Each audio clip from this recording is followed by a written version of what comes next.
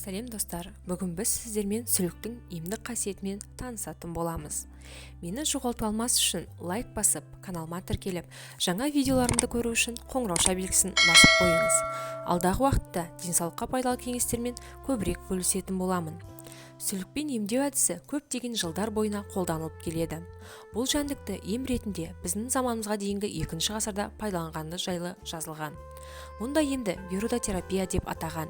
Бұл термин латын тілінен аударылғанда сүлік дегенді білдіреді.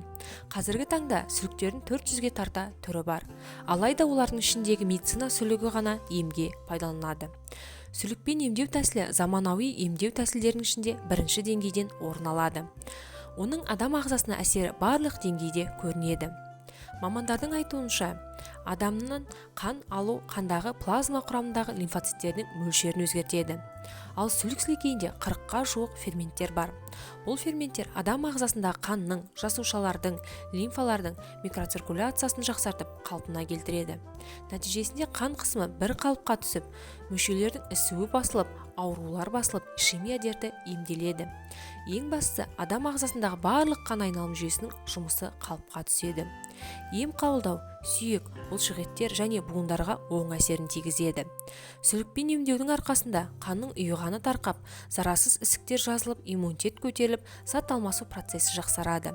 Сонымен қатар, бұл жәндікпен емдеу адам ағзасындағы энергетиканы қалыпқа түсіріп, көңіл күйді көтеріп, ашушаңдықты басып, күйзелістен шығарып, ішкі қорқынышты басады. Жұмысқа деген қабілеттілігін ашып, жыныс жолдарының жұмысын жақсартады. Сүлік сілекейі құрамында адам ағзасына пайдалы көптеген элементтер бар. Яғни сілекейі қанға микроциркуляцияны арттырып, нәтижесінде ткандарды оттекпен және пайдалы элементтермен толықтырады. Сүлікпен ем қабылдау физиологиялық және психологиялық көзқарас тұрғысынан қарасаң өте нәтижелі. Себебі олар табиғи ауыртпайтын тірі ине болып табылады. Олар денеге жабысып шаққаннан кейін бірден ауыртпайтын фермент бөледі де, ем барысында оның қадалып жабысып тұрғандығы білінбейді.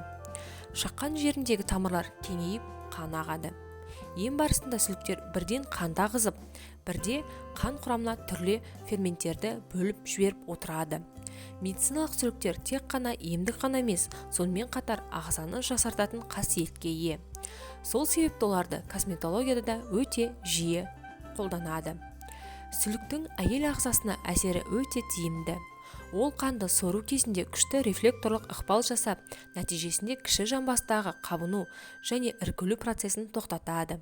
Жатырдың қабынбалы және созылмалы дерттерін емдеп, мастит, миома, мастопатия дерттеріне шипа.